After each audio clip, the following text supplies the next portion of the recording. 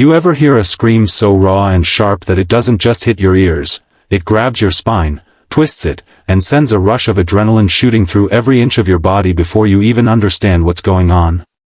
That's exactly what happened to me that morning. 1 second, I was standing in my driveway, halfway through sipping the perfect cup of coffee, enjoying the quiet hum of the neighborhood. The next second, my sister Lily's voice tore through the calm like a gunshot. It wasn't just loud, it was the kind of sound that made you know something was seriously wrong. My hand jolted so hard that the mug slipped from my fingers, shattering on the driveway and sending coffee splattering across my shoes. I didn't care. My legs were already moving before my brain had caught up. I sprinted across the street, my heart hammering against my ribs, and that's when I saw it. 2 men, big, broad-shouldered guys, had Lily pinned. One of them had a hand clamped down on her arm, twisting it behind her back so aggressively I could see her knees buckling. The other was blocking her from stepping away, leaning in close, barking orders at her like she was some dangerous suspect. My sister was struggling, her face red, her voice cracking as she shouted, "Let me go. I don't even live under your stupid HOA." Her words were shaking, but her tone was defiant. She's always been tough, but I could hear the pain seeping through every syllable. I stopped a few feet away, my fists already curling. The first thing I noticed about these guys was that something didn't add up. They were dressed in dark blue shirts with little patches sewn on, but the badges, pinned to their chests, looked cheap, like the kind you'd see on a kid's Halloween costume. Their belts carried handcuffs and plastic-looking tasers, and their radios were the cheap store-bought kind, not the real law enforcement gear. But the way they were manhandling my sister? That wasn't fake. That was real, ugly aggression. "Hey!" I shouted, my voice cutting through the scene. Both men turned to look at me, but only one let go of Lily long enough to throw a hand up in my direction like he was issuing some kind of command. "Sir, stay back. She's resisting an HOA order." The words hit me like a joke I wasn't in on. Resisting an HOA order? First of all, my property wasn't even part of their HOA. Second, these guys had no legal right to put their hands on her, much less twist her arm like they were trying to rip it out of its socket. Lily looked at me, eyes wide, breathing fast. I could see her fighting back tears. "They said my car was illegally parked," she shouted, her voice breaking. "In your driveway." I took a step closer, my jaw tightening. "Let her go," I said, my voice low and steady. "Right now." But instead of backing off, the man holding her arm jerked it higher, forcing her to bend forward with a choked cry. That's when I heard it, a sick, snapping pop. The sound turned my stomach instantly. Lily's scream echoed across the street, high-pitched and pained in a way I'll never forget. My gut twisted.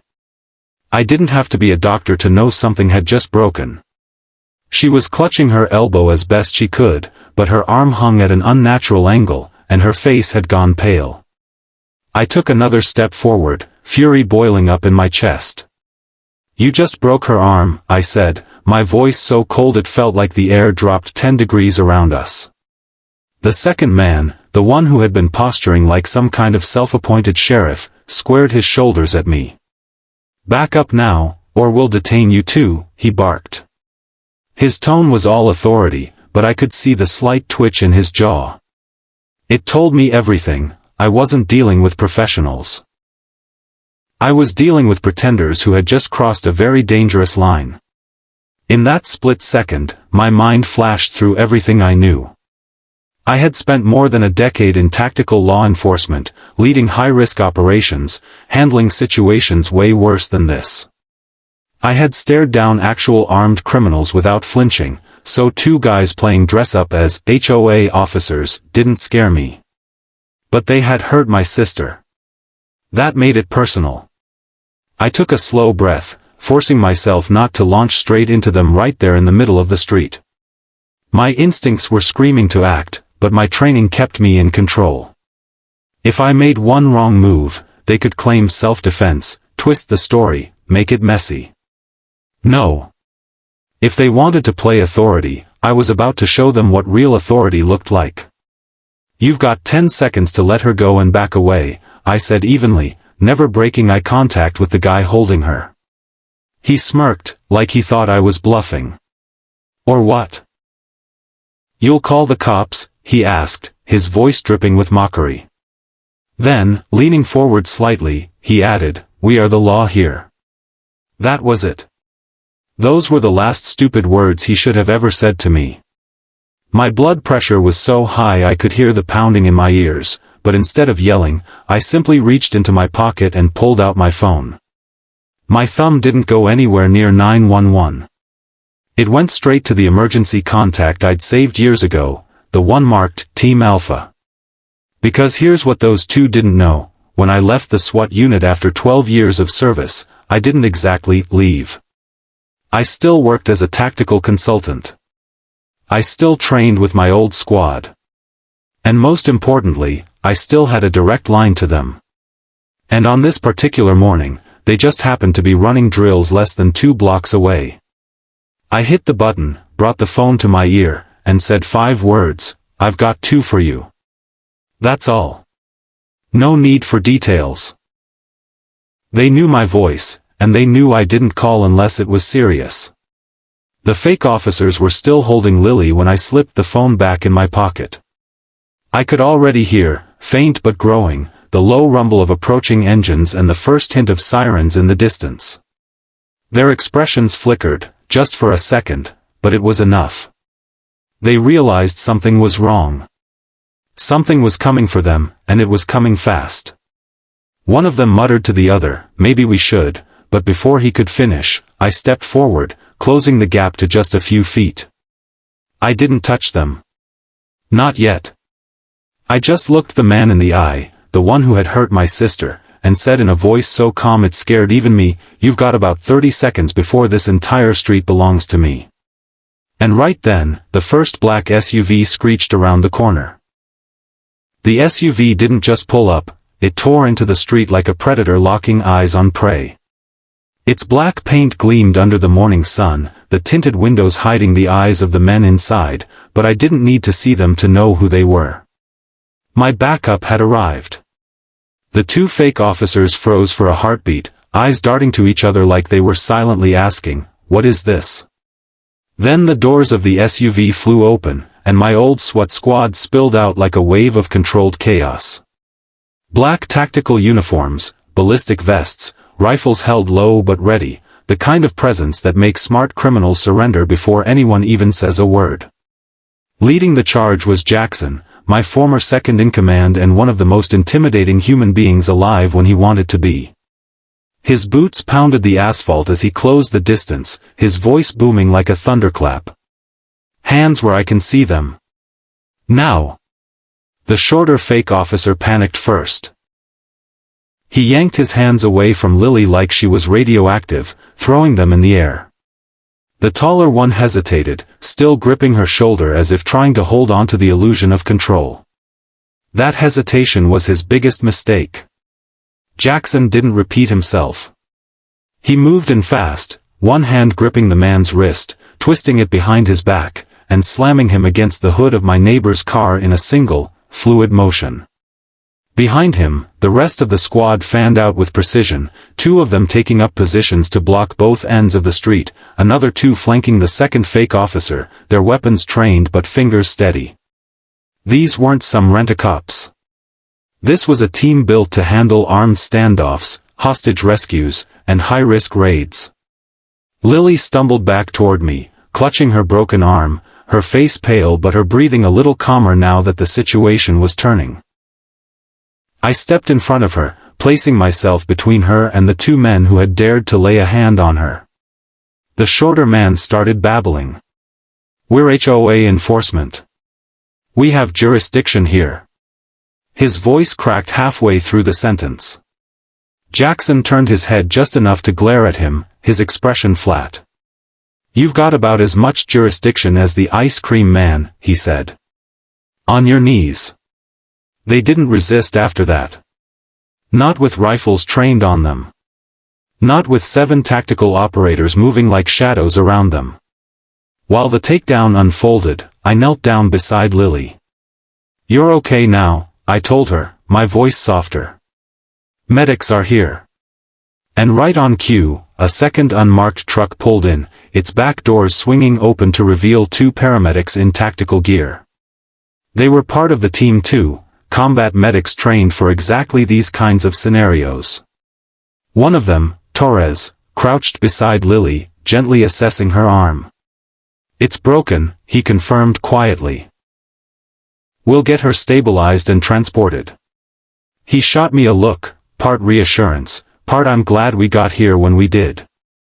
Meanwhile, the fake officers were being searched and disarmed, or, in their case, disarmed meant stripping them of cheap plastic gear and laughably bad counterfeit IDs. The taller one was still trying to talk his way out of it, spouting something about HOA bylaws and resident compliance.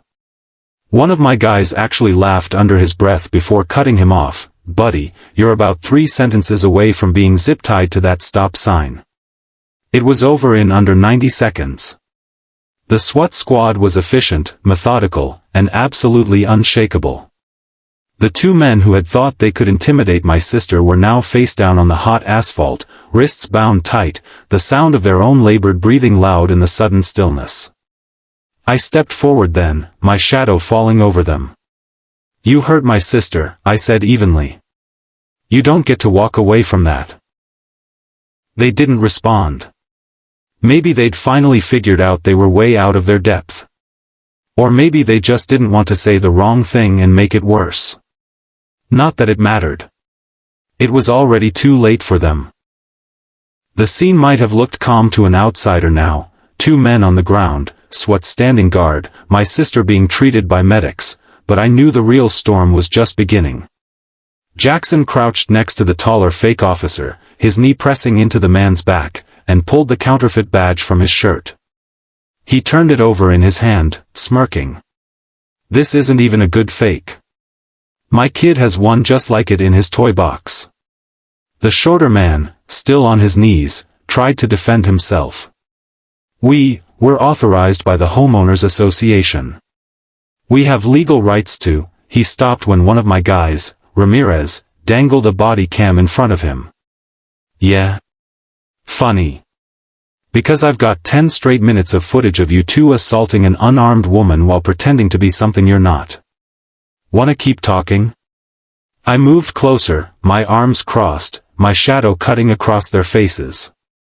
"Who sent you?" I asked, my voice low. The taller one stayed silent, jaw clenched. The shorter one swallowed hard and said, "We work for." He hesitated, eyes flicking nervously to his partner. That little glance told me everything. These 2 weren't part of any official security team. They were freelancers, the bad kind. Ramirez pulled a folded flyer from the taller man's pocket.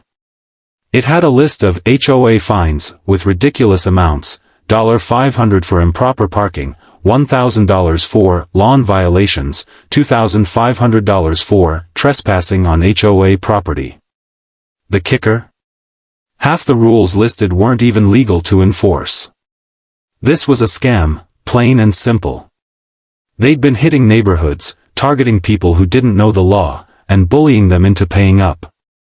Lily, still wincing from pain but listening in, shook her head.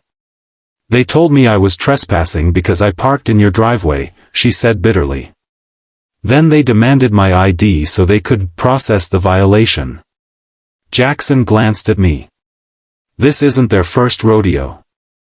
I ran the plates on their van, rented under a fake name. I'm betting they've pulled this in other states." He wasn't wrong. Within minutes, a quick database check confirmed both men had outstanding warrants: impersonation of a public officer in Nevada, attempted extortion in Arizona, and even a resisting arrest charge from Texas. They'd been playing dress-up as officials for years, hopping from place to place before the heat caught up to them. The taller one finally broke his silence, muttering under his breath, "You think you're some kind of hero?" I stepped closer until my boots were inches from his face. No. I'm the guy who showed up 3 minutes earlier than you were ready for. And that's the only reason you're still breathing. The words hung in the air for a second, heavy and final. No one from my team smiled. No one joked. The fake officers knew this was the end of their little operation. It didn't take long for the real police to show up. 2 marked cruisers rolled in, lights flashing, sirens cutting through the morning air as the officers stepped out, hands resting casually on their holstered sidearms. They took one look at the scene, 2 suspects face down on the pavement surrounded by armed SWAT, medics tending to an injured woman, and their eyebrows shot up. Jackson stood and gave a quick, professional rundown. 2 suspects, impersonation of public officials, assault, extortion attempts. Both detained, no weapons beyond imitation gear. The patrol sergeant nodded, already pulling out zip cuffs to take custody. The fake officers didn't say a word as they were hauled to their feet, wrists bound behind their backs. The taller one winced as the cuffs clicked shut, but neither dared to resist now. They'd burned through their fake authority, their intimidation tactics, and their last shred of bravado. All that was left was the reality that their game was over. Lily was helped into the back of the medic truck, her arm stabilized in a brace. She was pale and clearly in pain, but when our eyes met, she gave me the smallest smile. "Guess I picked the right brother to visit," she said, her voice soft but steady. I reached in, gave her shoulder a gentle squeeze, and said, "They'll never touch you again. Not while I'm breathing." Before the cruisers pulled away with the suspects, one of the patrol officers handed me a slip of paper. "We'll be filing charges for impersonation, assault causing bodily harm, and attempted extortion," he said. "With those out-of-state warrants, they won't be seeing daylight anytime soon." I nodded, watching as the cruisers rolled off, the 2 men staring straight ahead, their fake uniforms wrinkled and their cheap badges confiscated. Back at the house, Jackson joined me on the driveway. "You know," he said with a small grin, "next time you call me for backup, I'd appreciate at least 5 minutes notice." I chuckled, shaking my head. Next time, I hope there isn't a next time. We both knew there probably would be. Some people make a career out of trying to push others around. But today, they picked the wrong family, the wrong house, and the wrong street. Later that day, after Lily was out of surgery, I checked my home security footage. Every second of their little stunt was there, clear as day. I sent it to the police, but I also uploaded a short clip to the neighborhood watch group online. The title was simple: "These aren't HOA officers, just real stupid criminals." By morning, the video had thousands of shares. Everyone in town now knew their faces. Justice wasn't just served, it was delivered in under 3 minutes, with a side of SWAT precision. And as far as I was concerned, that was exactly how it should be.